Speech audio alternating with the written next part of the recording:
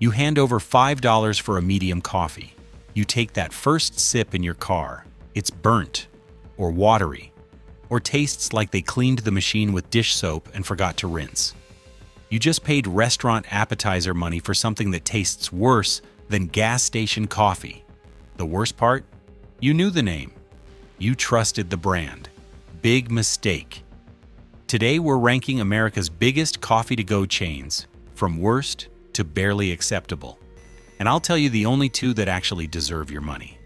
We're not talking about food safety scores or corporate ethics here. This is pure consumer experience. Consistency, taste, value. Whether the coffee you get on Monday morning tastes anything like what you got on Thursday, and whether you're paying luxury prices for bottom-shelf quality.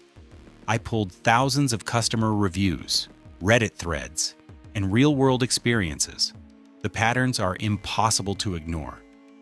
Some of these chains have completely lost the plot. Two have somehow figured out what the rest can't. Number 7, Peet's Coffee. Peet's likes to position itself as the sophisticated older sibling of Starbucks. Premium beans, darker roasts, a Bay Area pedigree. The reality? Customers constantly report that Peet's Coffee tastes aggressively burnt. One customer put it perfectly. It's like they roast it until it's mad at you. The darker roast can work if you're buying whole beans at home and brewing it yourself. But their drip coffee? Multiple people describe it as charcoal water or burnt tire. The bigger issue is inconsistency across locations. Boston area reviews mention watery, under-extracted coffee. California locations get complaints about bitter, over-extracted coffee. For a chain that charges Starbucks prices and markets itself on coffee expertise, you'd expect some quality control. The value equation doesn't work either. You're paying $4.50 to $5.50 for a coffee that tastes like someone forgot it on the burner for an hour. If you want that dark roast flavor, buy their whole beans and brew at home. Don't trust their to-go cups. Number 6, the Coffee Bean and Tea Leaf. This California-born chain expanded nationwide and became the epitome of overpriced mediocrity. Their whole pitch is, we're not Starbucks, but customers consistently say they're worse than Starbucks and more expensive. The quality is all over the map. One location in LA might serve you a decent latte. Drive 10 miles, and the next location gives you something that tastes like they made it 3 hours ago and microwaved it. Customer reviews use words like flavorless, dishwater, and I've had better coffee at a hospital cafeteria. And the prices. They charge luxury money for mid-tier coffee. One customer calculated they paid $6.75 for a medium latte that tasted like hot milk with a coffee rumor. Not worth it. If Coffee Bean is your only option, order their tea. Multiple customers say it's the only thing they do competently, but for coffee, keep driving. Number 5, Caribou. Caribou wants to be Minnesota nice. Cozy lodge aesthetic, reindeer logo, the promise of craftsman coffee. Instead, they deliver overcomplicated menu chaos and wildly inconsistent execution. The core problem is they can't decide what they are. Are you a cozy coffee house, a fast casual chain, a smoothie bar? The menu tries to do everything and does nothing well. Customers complain the regular coffee tastes like burned water with a caffeine rumor, while the specialty drinks are so sugary they might as well be milkshakes. But the real killer is location inconsistency. You'll find reviews of the same drink at different locations described as perfect and undrinkable in the same week. One customer wrote, "I don't know if I'm getting actual coffee or if someone's guessing what coffee should taste like." The Midwest locations tend to be better than their recent expansions, but even then you're rolling the dice. For a chain that positions itself as craft-focused, that's unacceptable. Consistency is the bare minimum. Number 4, Tim Hortons. In Canada, Tim Hortons is an institution. In America, it's a cautionary tale of what happens when a coffee chain forgets how to make coffee. The decline is real and documented by thousands of disappointed customers. People who grew up on Tim Hortons in Canada cross the border and can't believe how bad the American locations are. The coffee tastes thin, watery, and almost sour. One customer described it as brown water that's vaguely coffee adjacent. The food situation is even worse. Donuts that taste like cardboard. Sandwiches that look nothing like the menu photos. Multiple people mentioned getting stale pastries. One review said, "The donut was so stale, I'm pretty sure it remembered the Reagan administration." Here's the thing. Tim Hortons changed its coffee supplier years ago, and quality collapsed. In the US, they're running on brand recognition from people who remember when they were good. New customers try it once and never come back. If you're in Canada, maybe you'll get lucky with a decent location. In the States, it's not worth your time or money. The Tim Hortons you remember doesn't exist anymore. Before we get to the top 3, yes, one of them is probably in your town. Drop a Jack Jerk coffee ranking in the comments if you're surprised by any of these so far. And if you've had a nightmare experience at any coffee chain, I want to hear about it. Now let's talk about the worst of the worst. Number 3, Dutch Bros. This is where I'll lose some of you. Dutch Bros has a cult following. The drive-through energy, the friendly staff, the TikTok hype. But here's the truth. Dutch Bros doesn't serve coffee. They serve candy-flavored caffeine milk. Customer after customer makes the same point.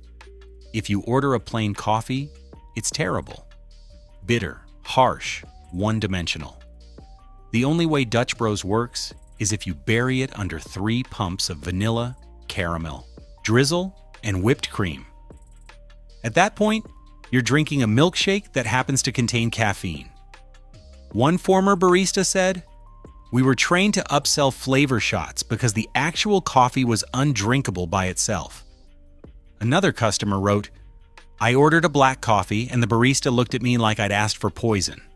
The vibe is great if you're 22 and want a sugar rush, but if you actually like the taste of coffee, Dutch Bros is a nightmare. And they charge premium prices for it. You're paying $5 to $7 for something that tastes like melted ice cream with espresso in it. If you love Dutch Bros, that's fine. But don't confuse it with good coffee. It's a dessert delivery system. Number 2, this might shock people. Dunkin' is everywhere. America runs on Dunkin'. Except America is running on watery, inconsistent, often burnt coffee that costs way too much. The number one complaint about Dunkin' is consistency, or the complete lack of it. Go to Dunkin' on Monday, and your coffee is perfect. Tuesday, it tastes like they forgot to add coffee to the coffee. On Wednesday, it's burnt. One customer said, "I've gotten 5 different drinks from the same order at the same location in 1 week." Then there's the quality issue. Dunkin' coffee, when made correctly, is aggressively mediocre. It's not good, it's just not offensive. But most of the time it's watery, flavorless, or bitter. For a company literally named after coffee and donuts, that's embarrassing. And the prices have crept up to Starbucks levels without any improvement in quality. You're paying $4 to $5 for something that tastes like break room coffee. The donuts aren't even good anymore. They're mass-produced, shipped frozen, and taste like sweetened foam. Dunkin' survives on convenience and habit, but habit isn't quality. If you have literally any other option, take it. Number 1, Starbucks. The biggest doesn't mean the best. Starbucks is the Walmart of coffee chains, everywhere, expensive, consistently disappointing. Let's start with the core product. Starbucks over-roasts their beans to the point where every drink tastes the same. Burnt. They do this intentionally for consistency, but the result is coffee that tastes like charcoal dissolved in hot water. Customers describe it as cigarette ashtray and burnt rubber. Multiple reviews say gas station coffee is better. The prices are insulting. $7 for a medium latte, $8.50 for a frappuccino that's more sugar than coffee. You're paying luxury money for fast food quality. But here's the real killer. Starbucks treats coffee like an afterthought. Their focus is on seasonal gimmicks, celebrity partnerships, and turning drinks into Instagram content. The actual coffee? Just a vehicle for caramel sauce and pumpkin spice. Consistency is also a massive problem. Order the same drink at 3 different Starbucks, and you'll get 3 different drinks. Staffing issues, training cuts, and high turnover mean you're gambling every time. One customer said, "I've had the same drink made 10 different ways. None of them were good."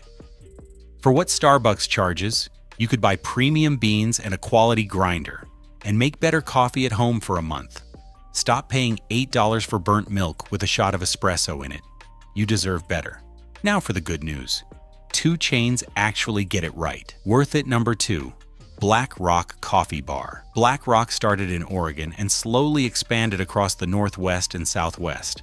They're still regional, which might be why they haven't screwed it up yet. The coffee is consistently good. Not amazing, not life-changing, but reliably solid every single time. Customers mention the same experience across locations. Smooth, well-extracted coffee that actually tastes like coffee. No burnt notes, no watery mess. The pricing is fair. $3.50 to $4.50 for drinks that would cost $6 at Starbucks. And the quality is better. Multiple reviews mention being shocked at how much better Black Rock is compared to the big chains. They also train their staff properly, consistent preparation, friendly service without being aggressively over the top about it. You order a coffee, they make it well, you leave happy. Revolutionary concept. If you see a Black Rock, stop. It's worth your time. Worth it?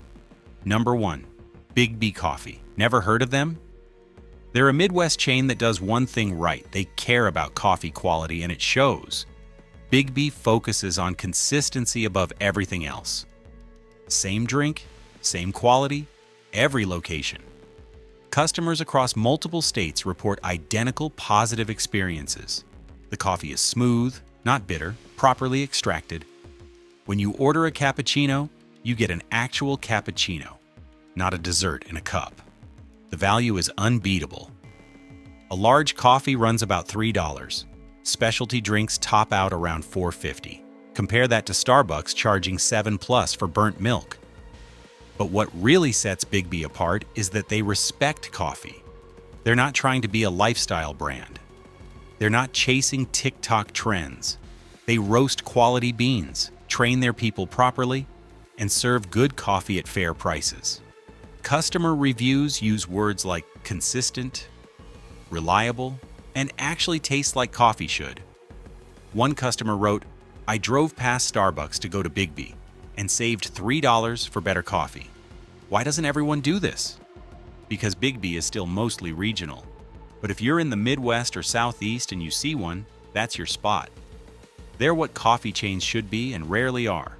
Bottom line, stop paying luxury prices for burnt mediocrity. Find a local shop or track down a Biggby. Your wallet and your taste buds will thank you. Drop your coffee horror stories in the comments. And if you've got a local chain that beats the big guys, I want to hear about it. See you next time.